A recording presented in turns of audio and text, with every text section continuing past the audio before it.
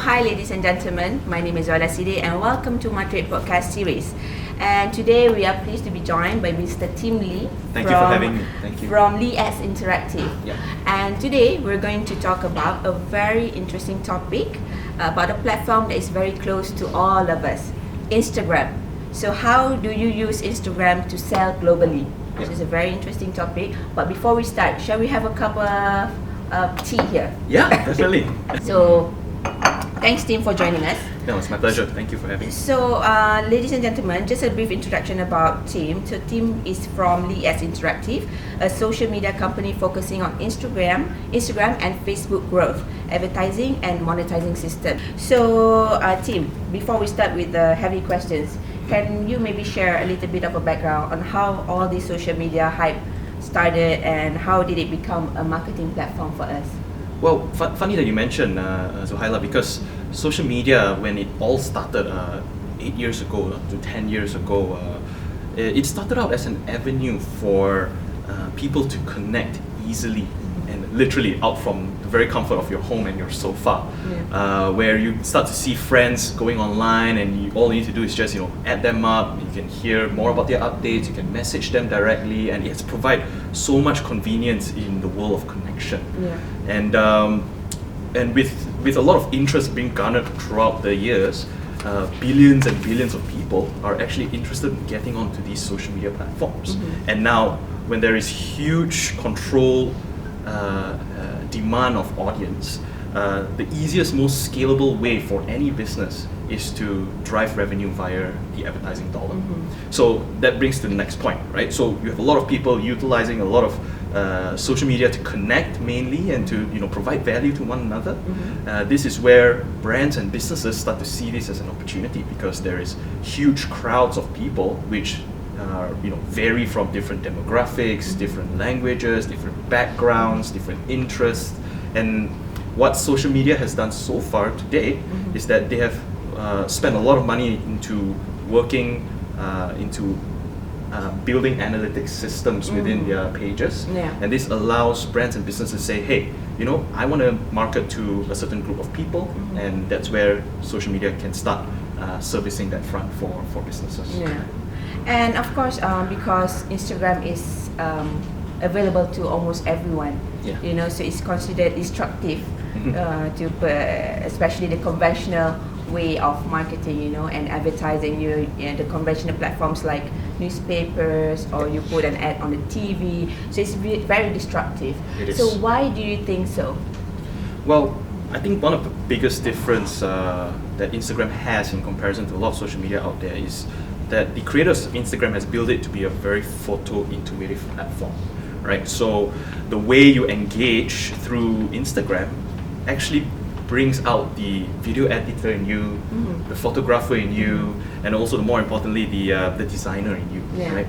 So the more creative you get with your visuals and your videography, Instagram identifies that and it puts you up into a lot of the algorithms to say, hey, I want to engage with this particular page. So it is a very powerful tool, because a lot of time content is shared via means of images and videos. So Instagram is perfect for that situation. I see. And of course, now after so many years, it has become a very effective marketing tool. So, but a lot of people, they do not know how to use it properly, in terms of mitigating and going around the application, but also the content development. And can you share a little bit with the SMEs out there?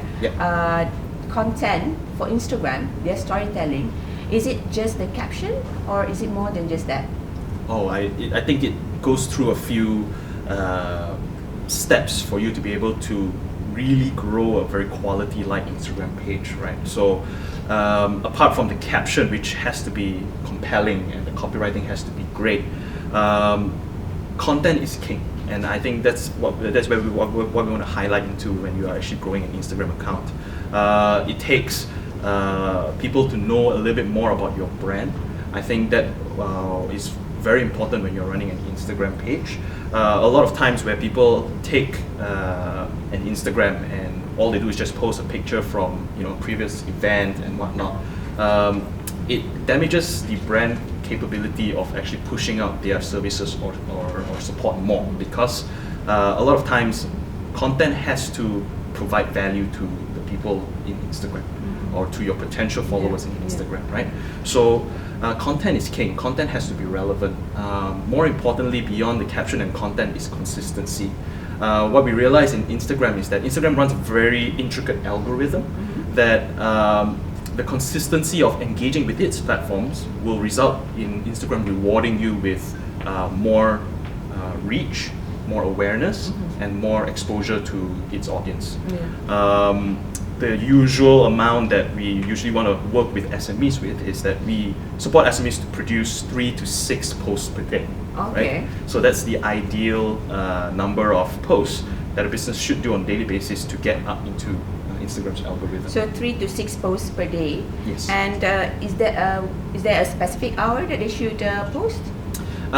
It really depends. So a lot of times when you go online and you kind of research what are the best times to post on Instagram, a lot of it will tell you that you need to post at the time before they go to work. Right? Right? The rush hour when you're in the car. When you're in the car, exactly. So the general idea is you kind of need to post it at 7 a.m. to 9 a.m. To where your audience is in which country. And the other time is at 6 p.m. on weekdays. Right? On weekends, it's more towards 11 a.m. I see. But after running a lot of work for SMEs in regionally, we kind of identified that it's actually not a hard and fast rule, right? So it really depends on how your audience engage with your platform, and it goes back to the analytics side of Instagram, where it shows you, which time is the best for you to post and which day is the best for you to post as well. I see. So that's where we kind of support our SMEs, saying, okay, we can identify that for you. So posting times is important, and more importantly, when you grow an Instagram page, it's very important to research other accounts that have done well, right? Which is similar in your business niche or in your industry. So these guys have done it well. They have reached to the stage where they have a big following. So we don't want to reinvent the wheel. So we don't want to be out of the page where you're too unique, where people will not be able to kind of relate with you, right? So where I'm driving at is that, for example, if a relatable business niche account starts posting something along the lines of video events, right? A coverage of 15 seconds, and it gets high engagement, right? So we can do the same thing. We don't want to copy them directly, but during in your events, you can start, using your phone, using a camera, any of this sort of materials, and you start taking events in the same nature as what they're doing, right? So naturally, results will also produce the same. So research is very, very important. And last but not least, the most important thing that blows up an Instagram high organic following account is networking, right? The ability to engage. Now, Instagram has created a lot of different kinds of tools, right? Tools that allow you to, hit onto hashtagging, right? Hashtagging brings you to keywords that people are talking about, and they are trending. And more importantly, hashtags can even be localized. So, for example, if you have a business in Mon Kiara or you have a business in Petaling Jaya, right? Hashtagging Petaling Jaya brings you to a space of people within that local area. And it's a daily constant grind of the business to be able to engage with all of those potential followers. That helps explode your follower growth. Right? So it's interesting that you mentioned about hashtags. A lot of people, when they put their caption and then they put a certain hashtags, it's just because other people are doing it. Exactly. So, but how do you really utilize hashtags? How do you turn it into something that is valuable for your business? Okay, so many a time when a brand or a business starts out their Instagram account, it's very important to have branded hashtags. So branded hashtags meaning, for example, if the brand is known as company A, so hashtag company A would be common practice. But what SMEs don't take beyond that is identifying and researching hashtags that relate to that brand.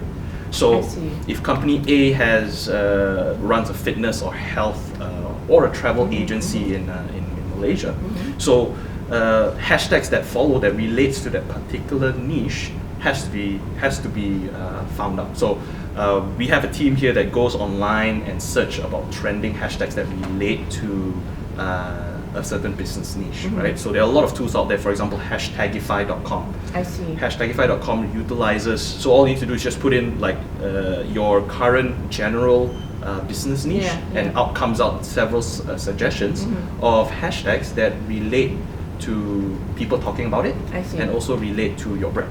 So right? basically, you can use the hashtags to discover your potential followers. Exactly. Yeah. Exactly. Okay.